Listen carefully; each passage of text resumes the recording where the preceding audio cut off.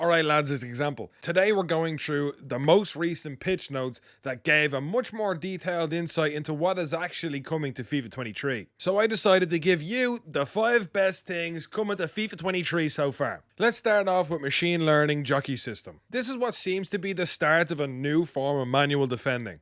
Using this method of jockeying, the defensive awareness stat seems to have a much bigger impact as it impacts the max speed while sprint jockeying, and that the sprint speed attribute does not impact jockey speed. I think that's pretty crazy, because this pretty much means that defensive awareness takes over the sprint speed stat when jockeying, which is definitely new, and I'm looking forward to seeing how it plays out, because it would mean a lot more players are usable with a high defensive awareness trait.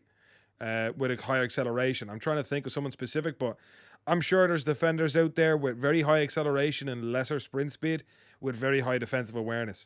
Maybe, let's say, Lisandro Martinez. Next up, we have the new Accelerate player movement system. This is new, yes, but sounds fairly promising. It pretty much gives footballers a type of acceleration: controlled, explosive, or lengthy. And a player's physical and in-game attributes contribute toward which of the three they are. To be explosive, you must have more than 65 agility. The difference between your agility and strength must be more than 15 acceleration. The difference between your agility and strength must be more than 15. And your acceleration must be higher than 70. Oh, and you also must be under 6 foot tall. But that sounds pretty interesting. To have the lengthy acceleration type, you must have more than 65 strength. The difference between your strength and agility must be more than 15. More than 50 acceleration and be over 5'9".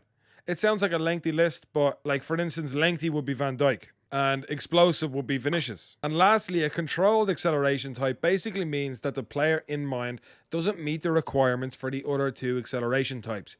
For instance, like Heung-min Son, who would be pretty agile, but pretty strong too. So I'm looking forward to seeing how that goes. Thirdly, I want to talk about the new power shots. This is a big change for us, because now to perform this shot, you have to hold the L1 plus R1 or LB plus RB while shooting, which means low drivens have been changed too. But we'll talk about that another day. Because in FIFA 22, to perform a driven shot, you have to hold L1 plus R1. To perform this new power shot, plenty of space around the ball carrier is usually needed, as each power shot requires a significant wind-up. Aiming generally needs to be more precise, since power shots do not behave like default assisted shots and rely heavily on the player's aim to be successful. I'm actually excited for this because I feel like it could be OP for people like me who sweat out learning shooting angles and green time shooting early on in the game. I think it would be definitely something worth learning at the very least when FIFA 23 arrives. Our second last positive point to make about what's to come in FIFA 23 is the skill moves. We got plenty of new ones that look interesting, and while that is nice, it isn't exactly what gets me going. What gets me going is we can finally do skill moves with left-footed players on their left foot. For example, Mahrez will now elastico with his left foot since he is left-footed. We saw this in the trailer, of course, but I am gassed about the variety this will bring to skill moves next FIFA. Alright, I'm going to tell you the list of skill moves that are now going to be performed with the left foot of a left-footed player. Okay, so the elastico and the reverse elastico, the drag back, which is pretty cool as well, the simple rainbow, the advanced rainbow flick, even the hocus pocus, sombrero flick, even when you flick it up to yourself by holding in the right stick, and even the running fake drag, which I'm not really sure what that is, but it's new. So yeah, plenty of very useful skills there, and I can't wait to rip some people up with Maradona's left foot. Bah. The last thing I will talk about could be the end of the park the bus method as we know it.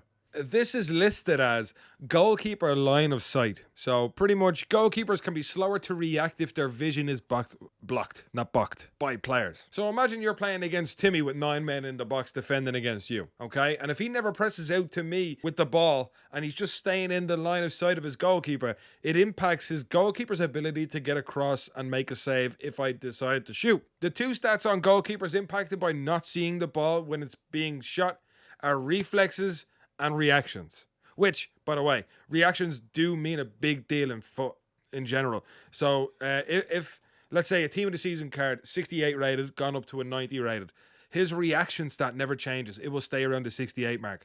So if you want to find out what the reactions are of your goalkeeper, find them on Footbin and the reaction stat is there. They never get the reaction stat of a goalkeeper never gets upgraded when the goalkeeper gets an inform or a team of the season or a promo card.